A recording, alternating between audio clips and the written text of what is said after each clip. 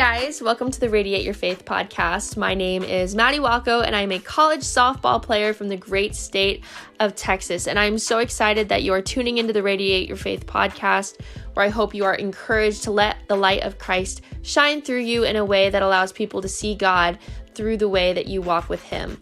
My prayer for you is that your faith is deepened, that it is strengthened, and that you are encouraged to radiate your faith. Hey guys, welcome back to the Radiate Your Faith podcast. I'm so excited you guys are joining me for this week. If you can't tell, me and Victoria are wearing the exact same outfits we wore in a video like however long ago, because this is very spontaneous. We started talking after we filmed the last podcast, and then this topic kind of came up. So I guess this could be like a part 2, but we want to talk about just the topic of pornography and masturbation and all of those things, because as we were talking about just purity in general, which you should go watch that video if you haven't, but as we're talking about purity, this is something that a lot of people don't discuss, especially women. Like girls don't really even talk about this because society has made this such a guy issue when really it's just a sinful human issue. So honestly, let's just get into it. So do you want to share your story with how all of this happened for you? Yeah. So I actually talked about this at church on a little panel thing we did. But I actually can't recall how I stumbled across porn or just anything in general. But it was kind of just one of those things where like you hear people saying like the typical, like even for like drugs, alcohol, literally anything that could turn into an addiction, which is anything, just anything not in moderation. An unhealthy amount of anything can be an addiction. But I think it's just like people were always saying like, don't do this thing because once you try it, you can't stop. Once you do this, you can't stop. And I was always like growing up, that never made sense to me. But then somehow, unfortunately, I came across a video, and it's kind of one of those things where like as soon as you watched it or whatever the act was, I immediately felt guilty after. And I was like, okay, like that obviously wasn't something that I should have done. But then it was that same thing. Once you start it, you can't stop, because it was like that, like the stimulation thing where like you found something that triggered something stimulating in your brain and in your body. And as humans, we unfortunately a lot of times want to please our flesh, which is also what we talked about in the other video with purity. Our flesh usually tries to rule us. And so it's just that thing where you have to know, like, this is not making God happy. What I'm doing, not only is it hurting God, but like this could hurt my future relationship. This would really hurt my future spouse. But this started, sometimes I have to try so hard not to cry, because looking back, I'm like, I was literally a baby. I was in middle school whenever it first started, and it probably lasted until my junior year of high school. So it was probably 7th grade through like 11th grade maybe. But it was just that thing where like at first, like I just did it that one time, and then I knew something was wrong, and so I did it for a while. But then it was just like those things where like I grew up in a very small school, and I'm so proud of it now, but at the time I was so ashamed. I was look at Victoria, she's the Jesus loving girl. Like, she'll never do this fun thing. She'll never do this. Right. She only does everything perfect. She always follows the rules. And now I'm like, yeah, I do. That's what I'm supposed to do. Like, that's what I'm called to do. Right. I honor my father and mother. So if they give me a rule that's supposed to protect me, I follow it. But growing up, sometimes you don't want to be the typical good kid. Yeah. Because like you want friends. Yeah. And as a little girl, you want a boyfriend. Yeah. All your other friends are getting boyfriends. You're just like, yeah. I'm like, so when's lonely. my time? I'm so lonely. But which is so stupid. No, I know. did not need a boyfriend in middle school. It's middle school. No. And my parents had a rule growing up where my older sister and I, neither one of us were allowed to date till we were 16. Yep, that's what rule I had too. They're like, you can't drive, you can't date. Yeah, exactly. If you can't even take yourself to hang out with this person, there is no way you should be able to date. Yeah. Which makes sense now. Like that's something that I'll definitely implement in my house. But at the time when I was young, I was like, this is so dumb. What are you doing? This is so embarrassing. Yeah. I date a boy and he's like, oh, and I'm like, no, I'm not 16. Give me like 4 years. Yeah.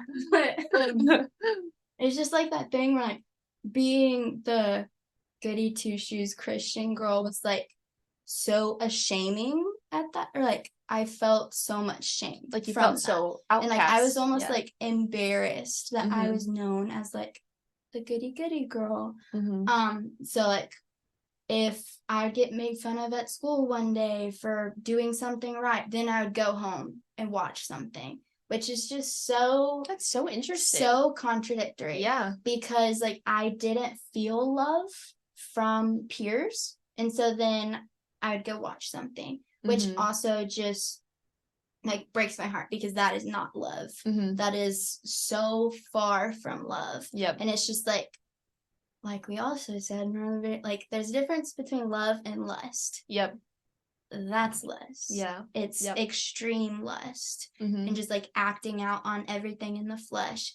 And it was just like I never wanted to own up to the fact that I was doing it and really struggling with it because it became a point where probably once I reached high school, it was once again the thing where I was like, okay, I'm by myself. I don't feel this. And it's like my parents love me, but like there's a difference between parental love and then a love with like a partner. Right. Like your parents have to love you. Yeah. It's not a choice for them. It's not really the same, guys. Yeah. And like it was just one of those things where I felt lonely, and so this was like a stimulation thing. So I'd go watch something, but it became a thing where I would watch them like every day. So like it was a like very bad addiction at this point, and it was also one of the things where I knew what I was doing was wrong after I did it, but then it also, luckily, by the grace of God, I started knowing while I was watching. Yeah. Like it got to a point where I was watching something and I would just immediately feel it as soon as I like click play, whatever. I was just like, okay, Victoria.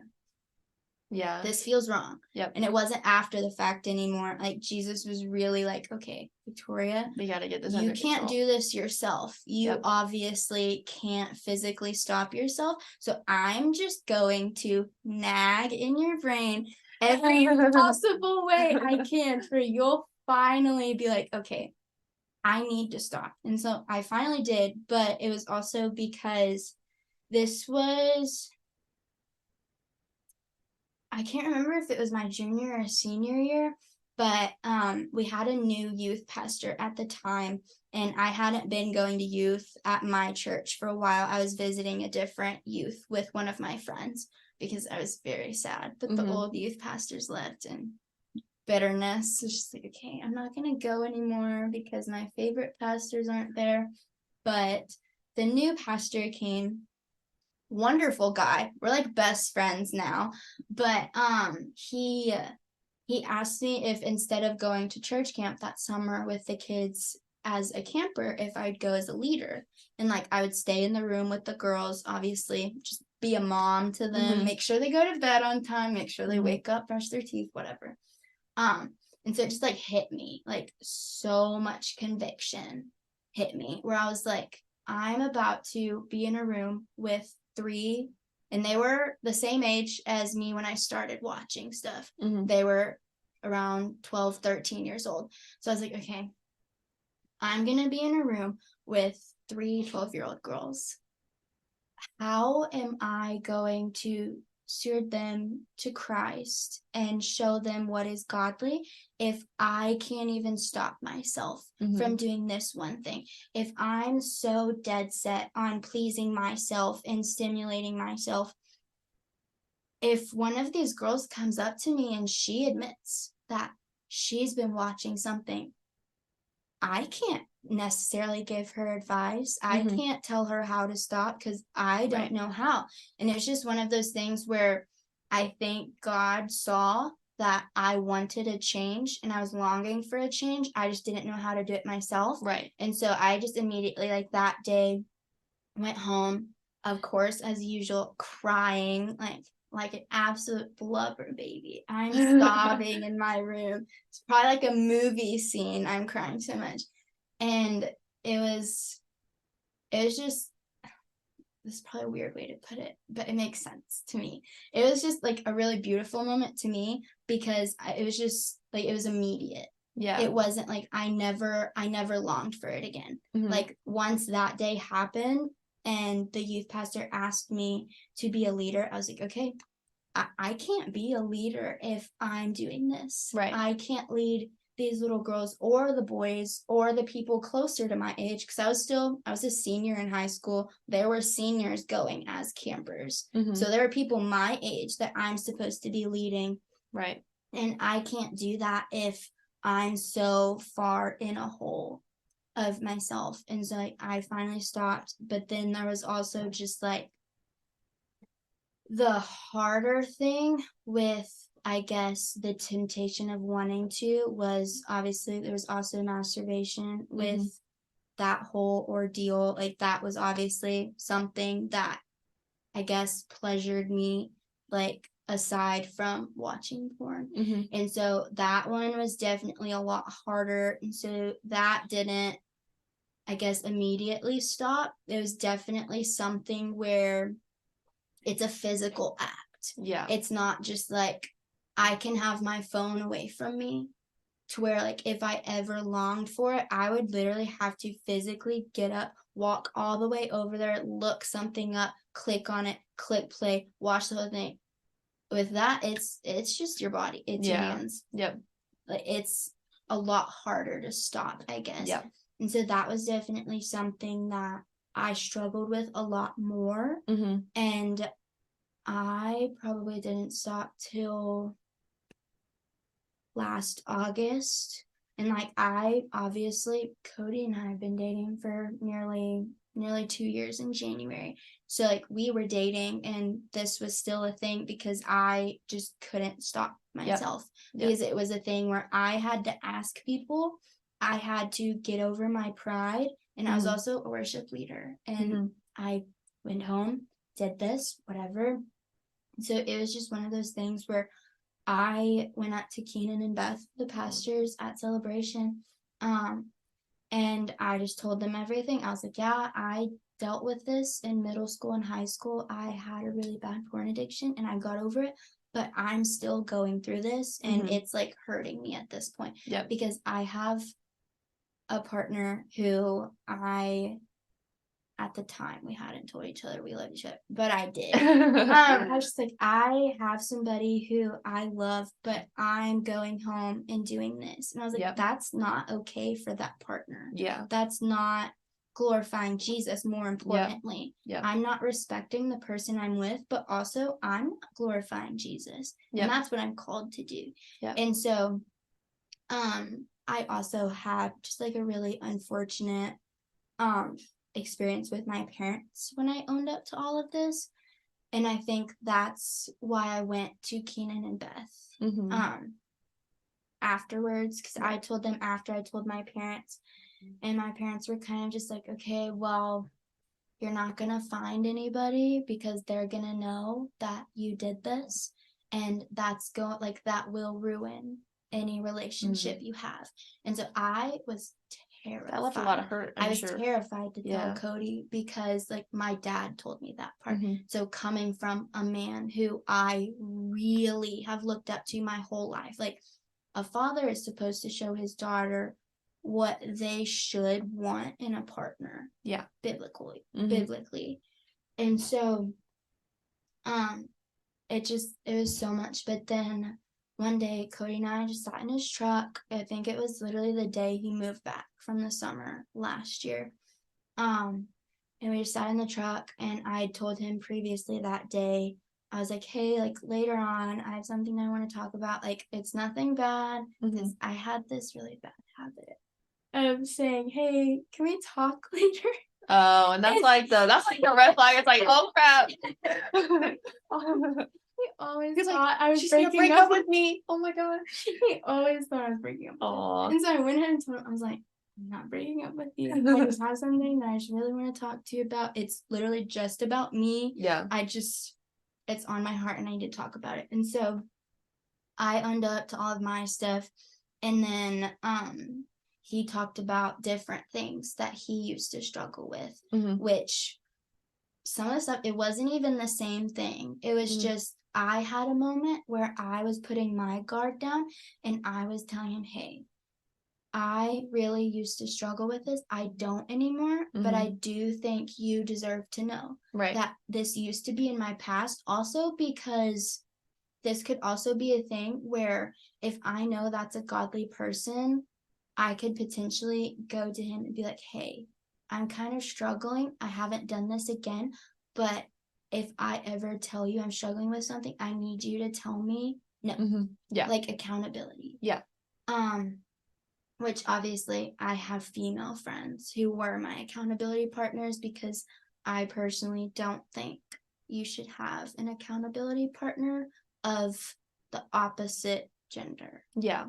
Especially if it's with something like this. Yeah. If it's like reading your Bible, I think that's okay. Yeah. But when it's like something with temptation of anything sexual or sensual, with pornography or masturbation, or just anything that in regards to pleasing yourself, pleasing your flesh. Yeah. That needs to be kept separate. Yeah. And so I ended up telling him, and then we both just had a moment where I was crying. I don't really know if he was crying, but it was just one of those moments where I was like, okay, well, if he's the person that I think he is, if I tell him this, he'll respond with grace and be like, okay, well, I'm sorry you went through that, but how could I potentially help?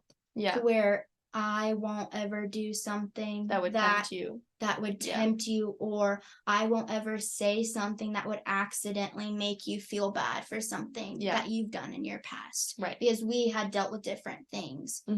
And he had never watched pornography, but I had. And so he was just like, okay, well, obviously he's not going to make comments about people who watch it, because he has a partner who had struggled with that in her past. Right. And I also just think part of my fear of, for one, telling my parents, telling my pastors, telling my partner, or just telling my best friends, I hadn't even told them yet, was just that in society, it's always talked about as, like you said, it's an issue for men. Yeah. And how everybody always says, oh, men can't control themselves. They need to they need to fix this. They need to do that. And so I was always so scared to say, I struggle with this. And I'm a woman. I really struggle with this. Yeah. Because people were really talking down on men who struggled with it. And it was in society, people are oh, it's a thing for men. Yeah. But whenever you're a young girl struggling with it, I didn't want to own up to it. Yeah. Because I'm not a man. I'm supposed to be a lady. I'm supposed to be a woman, and I'm supposed to show other girls what living biblically is like. And so if I deal with this, what kind of person am I? Right. But it's also just the same verse that I talked about last time, renewing of your mind. He's going to create a pure spirit in you if you ask for it. If that's something that I struggled with this in my past, but I want to be better, or even just like being a mom. Yeah. Like, it's one of my biggest dreams. I want to be a mom and teach my children about Jesus. Like, I wouldn't be able to do it in the best biblical, spiritual way if I wouldn't have just given that to Jesus and told him, like, I'm struggling with this, but I don't want to anymore. I want it to be gone. You know, and one of the things I think has helped a lot in regards to all this and just sexual sin in general is I watched this sermon done by J.P. Pokluda. A lot of people know who he is. Yes. But he had made this comment that, like, one of the things that gets us stuck in that sin cycle or that trap is believing that I'm stuck and I can't find freedom from this. But really, Jesus already set you free. You just have to believe it. Yes. And then a lot of people also get in, like, with sin cycles, they'll be like, dang, well, like, if I just do it one more time, then I'll be done. I'll just do it one more time, then I'll be done. He'd also said something along the lines of, what if the last time was already behind you? And I think that has kind of helped too. A lot of people don't think about the following effects. And I read this book called Sex, Purity, and the Longings of a Girl's Heart that talks a lot about this. And it explains that masturbation is teaching you how to please just yourself, and it's teaching you how to please the wrong sex, which was kind of crazy. I was like, whoa. Pornography is, you're exposing your eyes to something that God designed to be specifically between one man and one woman. And the implications of that are, okay, well, therefore, you know, when I have sex someday, I'm still going to have those thoughts in my brain. I'm going to be like, dang, well, you know, maybe you'll think, well, why isn't this like this video that I watched, or why am I not experiencing this way? It distorts everything that you should know about love. Oh, and absolutely. It tries to tell you this is love, this is this is this, but none of it's true. It's all just like a false reality of this is always going to be so pleasing to your flesh. And it's not, but also it wasn't necessarily created for that. But there's a lot of implications that you don't realize go along with struggling with those things, which there's no condemnation for that. But I think it's so important that we recognize that there are these things that are tied to doing those acts or doing those things that are going to impact you in the future, whether you realize it or not. Sex is the coming together of a man and a woman. It's worship to the Lord in the marriage context. And whenever that is distorted by masturbation or is distorted in pornography, it's taking glory away from the Lord, and it's a false representation of how God designed it to be. One of the verses that I read continuously whenever, because like I said, with the pornography thing, it was instant. As soon as I was asking for it to go away, it immediately went away. But the thing with the masturbation, I think I convinced myself I was asking for it to go away, but I wasn't. It was still like you said, one more time I'm done. I wasn't fully giving it away. But once I realized, like, this is so wrong, like, it's hurting me mentally, it's hurting me physically, spiritually, emotionally, I wasn't the same Victoria that people knew. And people would always tell me, like, oh, like, you love Jesus so much, which I do. But they always thought I was like this, which isn't even not. I don't even. My mom always says the 5-star Christian girl. Everyone thinks you're the 5-star Christian girl, but then you have something behind closed doors that makes you feel shameful. So one of the things I always read to myself was Psalm 51, 10, and 11. So create in me a pure heart, O God, and renew a steadfast spirit within me. Do not cast me from your presence or take your Holy Spirit from me. So that's asking him, change me, but obviously stay with me as you're changing me, which you don't have to ask Jesus to stay with you. You don't have to ask the Spirit to stay with you. He was with you when you thought he wasn't. You just weren't acknowledging his presence. So when all of that was going on, he was there, which makes me even more sad that it was going on, because he was there. And like, we're his children. So like, he had to watch his precious daughter do this and be like, no, this isn't what I called you for. But also Keenan says this all the time. It's one of my favorite things he's ever said, but God's a gentleman. He's not going to force you to do something, and he can't force you to do anything. So he has to just put those words on your heart. And then once you come to him and say, hey, I want you to change me. I want you to change my spirit so that I can be more like you instantly. So okay, boom, done. And it might be months to where like you're still struggling with it, but each passing day it gets easier. Where the temptation starts to go away, or you just realize also temptation's not a sin. Jesus was tempted. The devil tried to tempt him using his own book against him. Satan's the devil dumb. used Bible verses to tempt Jesus himself. So if Jesus was tempted, we shouldn't think we're terrible people because we have a temptation, or we potentially want something. It's the action that follows. If you're tempted and you don't act on it, that's living biblically, because there's something in your mind, but you're choosing Jesus over yourself. You're choosing Jesus over that partner. You're choosing Jesus over those friends that want you to go watch something, or they want you to go drink something, whatever. In Luke 15:7, I tell you that in the same way there will be more rejoicing in heaven over one sinner who repents than over 99 righteous persons who do not need to repent. So heaven gets more excited about people who have done something wrong, which is everybody. Everybody's a sinner. Everybody's a sinner. All of heaven rejoices. They have a party. They get so excited. They're probably all dancing, laughing, screaming, because we sinned and then we longed for Jesus after. That's all he's asking us to do. And then they celebrate you. You don't see it, and you might think like, oh, this is so hard. I'm really struggling getting through this. Heaven's rejoicing for you right now because you're continuously making that choice to choose Jesus over yourself. That's really good. All right, guys. Well, I'm so glad y'all have joined us for this podcast. If you haven't already check out our previous video where we talk about purity. This was really good. This was really spontaneous. So good, guys. But yeah, I hope you guys enjoyed this episode and that you were encouraged to radiate your faith.